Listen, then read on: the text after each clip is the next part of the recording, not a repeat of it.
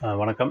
இப்போ நம்ம என்ன பேச போறோம்னா, பாரிசாலன் அவர்கள பத்தி. பாரிசாலன் தமிழ் தேசிய சிந்தனையில ஆகச்சிறந்த நபர். அதில நம்ம மாற்று கருத்து இல்ல.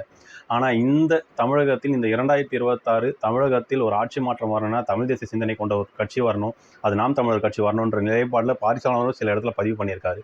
அப்படிப்பட்ட நபர் வந்து இப்போ சில விஷயங்களை எதிர்மறையா பதிவு செஞ்சுக்கிட்டு, அ எல்லாத்தையுமே தமிழ் தேசியம், நாம் தமிழர் கட்சி மட்டும்தான் அப்படின்ற மாரி சொல்லிட முடியாதுன்ற மாரிலாம் சில நேரத்தில பேசுற இதெல்லாம் நம்ம பார்க்க முடியுது.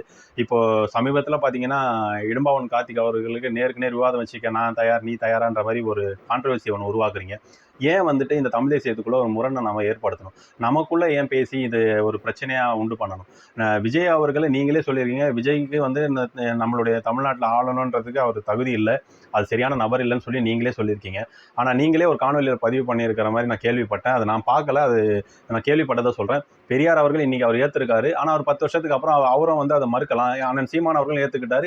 இப்ப அவர் மறுக்கலையா? அந்த மாரி தான் ஒரு படிப்பினையா அவரும் வந்துட்டு போக போக காலம் போக அவரு அது மறுக்கலாம். அப்போ நீங்க வந்து விஜய் அவர்களை ஆதரிக்கிறீங்களா? அப்படின்ற ஒரு கேள்வி எழுது. ஆனா நான் விஜய் ஆதரிக்கலன்றீங்க. ஆனா பேசுறது எல்லாமே சீமானனுக்கு எதிரா பேசுறீங்க.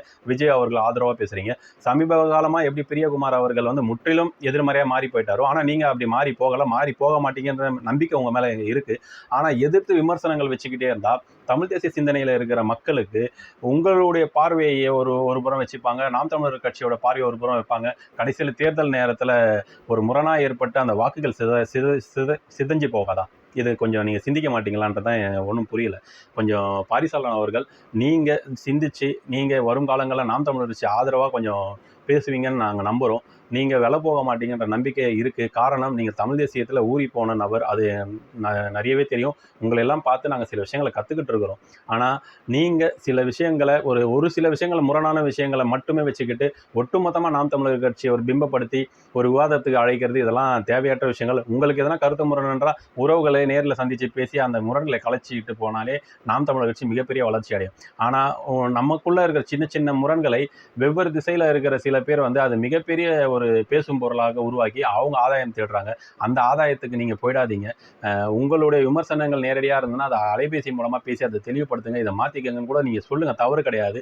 ஆனால் அது கேட்கலன்னா கடந்து போங்கன்னு தான் சொல்ல முடியும். ஆனால் எல்லாத்தையுமே நீங்கள் சொல்கிறது எல்லாத்தையுமே ஏற்றுக்கவும் முடியாது. ஒவ்வொருத்தரோட நிலைப்பாடு இருக்கும்ல, அந்த நிலைப்பாடின் அடிப்படையில் பயணம் பண்ணுவாங்க. அதை நீங்கள் புரிஞ்சுப்பீங்கன்னு நினைக்கிறேன். பாரிசாலனுக்கு நம்ம கருத்து சொல்கிற அளவுக்கு நம்ம அது அந்த அளவுக்கு நம்ம வரலாறு தெரிஞ்சுக்கல. ஆனால் நடைமுறை சமகால அரசியலில் நமக்கு நாம் தமிழர் கட்சியோட வளர்ச்சியை சிந்திக்கும் போது உங்களுடைய பேச்சுக்கள் அது சில இடத்துல வீழ்ச்சிக்கு கொண்டு போகிற நிலையில் போகுது.